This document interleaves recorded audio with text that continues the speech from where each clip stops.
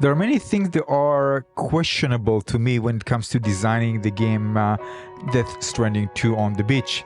And in this video, I'm going to talk about those.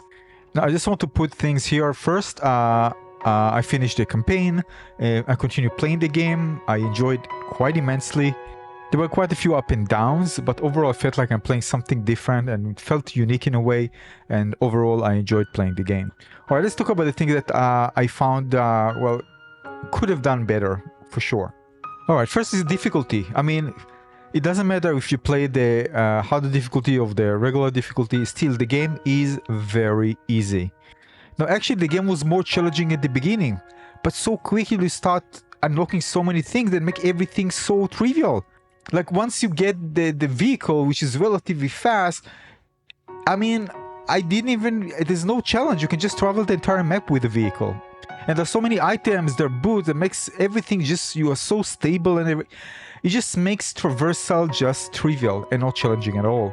The combat is just a piece of cake. You can just bring just the cheapest, lowest level shotgun or whatever, and or assault rifle, and just take everything out.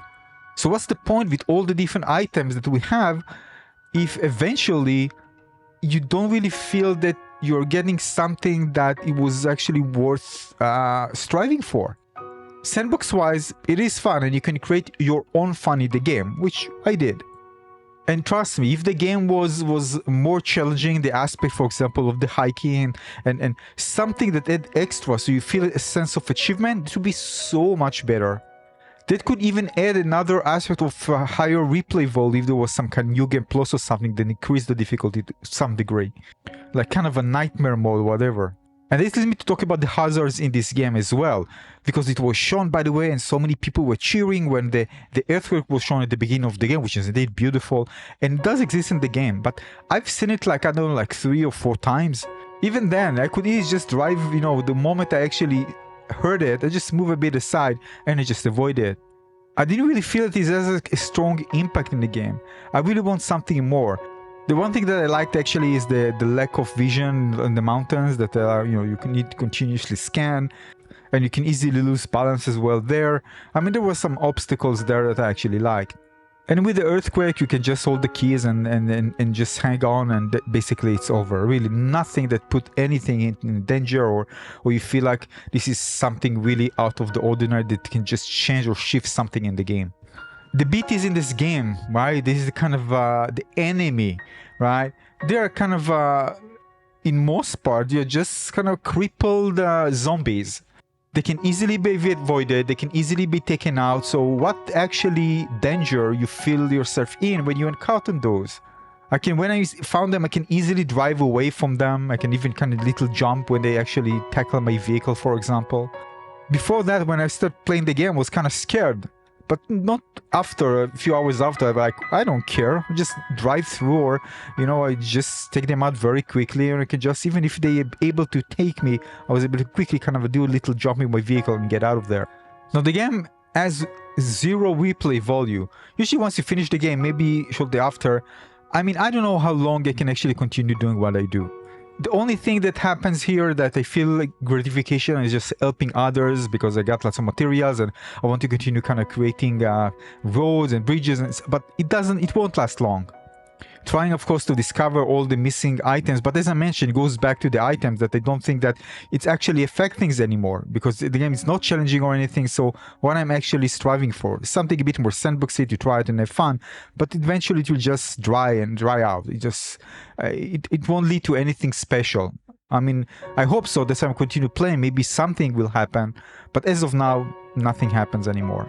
Imagine if there was a very high difficult challenging mission that was designed to be challenging with a combination of different like fire, for example, like you see here, and earthquakes and something shifting that changes the map to some degree, and you know, very smart enemies that are attacking you at the same time when you try to reach a certain place and beat this kind of a joint. Something that will challenge the player, designed like a good boss fight to challenge the player as a mission.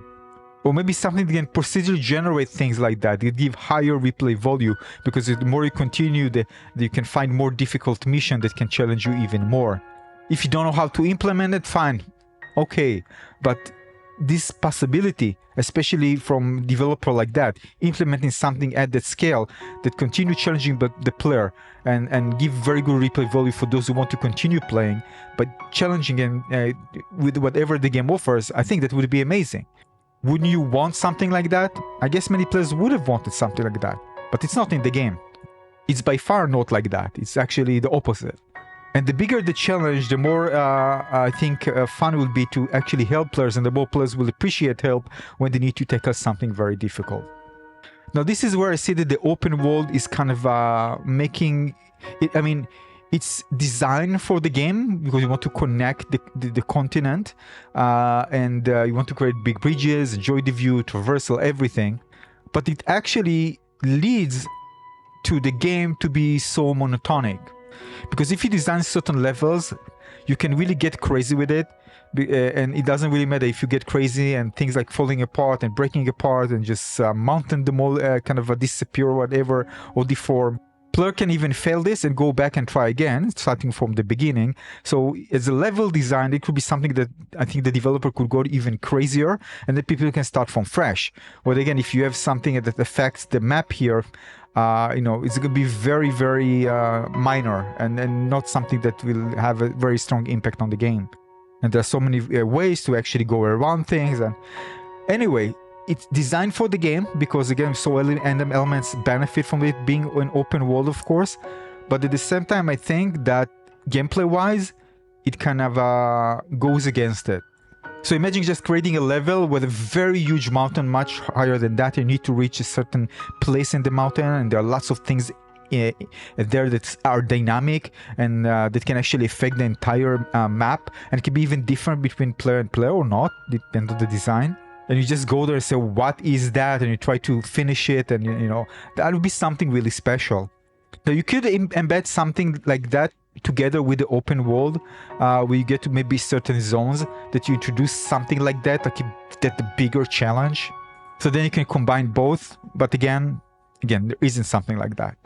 So just say this a missed opportunity. I mean, do it in a creative way that will fit the game, but it's not, and therefore I think because the mechanics themselves, the hiking, everything, I like it so much, but again, I didn't get anything that I explained, of course, earlier here, that they take it to the next level to really make it challenging and add replay value to the game. And that leads me to talk to something that I would have wanted, and it's quite similar to what I talked just earlier, and this is having something that user-generated content with certain missions, and they can deform and create different places, zone, and you need to retrieve something, and then you can just play other basically levels that people design with some challenges, something that will add more, again, replay value to the game and people will want to try.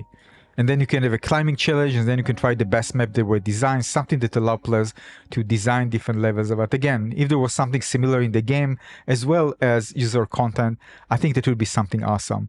Whether you enjoyed it or not, tell me in the comment section. I think that would be amazing if there was something like that. People can combine areas with different weather, different hazards, and people will try to accomplish that. Again, some may be using vehicles, some with hiking, and it will be something special. Now, the likes in the co-op is fine. I actually like that because it gives you kind of positive feedback about things that you do and see if people actually found it useful. But imagine something like there were like living player traces, more dynamic interaction. So beyond like seeing structures and what if, again, for example, player traces were more dynamic, like faint echoes of other players' movement that reveal optimal path, or even temporary ghosts that assist you in specific scenarios, like pulling you up a cliff or providing cover during a beat encounter. Something that will feel special in co-op in the game. And of course, having active an option to, in certain situations in the game, to actively helping players, that will be also something special. But as of now, as the game is designed, it's not necessary and it's kind of useless. But this is because the game is designed like that, and really you don't need any help in anything. The game is not challenging at all. Some things maybe will fun to do together for sure, but the game doesn't build as a sandbox to give you very high replay value even in that aspect. So yeah, a shame. Now, I didn't play the first one, although I heard that the physics there, the friction that is not existing here. Anyway, yeah, it is missing. I wanted really a game. I think that's because the game is focuses on different things. If it was focusing, for example, just on the, hiking, for example, and it was just maybe it could have been something else. But when they added cars and everything, and you can just go anywhere, even with the car, they just took everything away. Again, because the car is so easy. Again, even with the physics, so easy to get away from so many things in the game. And if there were more things physics-wise, they can make everything more challenging. I think that would be something. And there are also so many items that make it so easy. And then it will turn into something that is more physics-based game that can really affect the gameplay. I think it should be more challenging and fun. Again, what I mentioned before. But they just like threw physics out of the window the moment you unlock car, and some of the items, if you don't have the car, it's very easy to throw you out of balance in this game. So what I'm trying to say, the design decisions here are very questionable, because it's not like you have the option to create really something special. You have the budget and everything to create something like that. You have all the freedom to create something like that. But you deliberately choose something that is just off in all of these aspects. Fine, you choose to go with open world, yeah, but wouldn't it be another option, especially if you know to do some crazy things in the game, to really kind of maybe shift something a bit away, to add these things into the game, so it would be something special, something interesting, something that touches certain aspects of the game in terms of things that I mentioned here, that will make players enjoy the game more, at a better replay value, more challenging, more fun, and therefore other things like helping others and unlocking things more fun. This would be like the next level to even introduce Death Stranding 2 by adding more things like that into the game. And from what I've heard, compared to the first one, some of the things are actually taken away from the game. You get the vehicle very early in the game, and some items that are also introduced in the game. Everything just make things easy. But again, if that was the goal, and it wasn't even the idea to make something like that evolve better progression, more challenging, and higher replay value, all right, fine, you achieved that for sure. You don't have these things in the game. But do you think that this is something that can enhance the game altogether? Well, what are your thoughts? Let me know in the comment section below. I want to hear your thoughts. I think it's just a great missed opportunity. Maybe in Death Stranding 3. We'll see.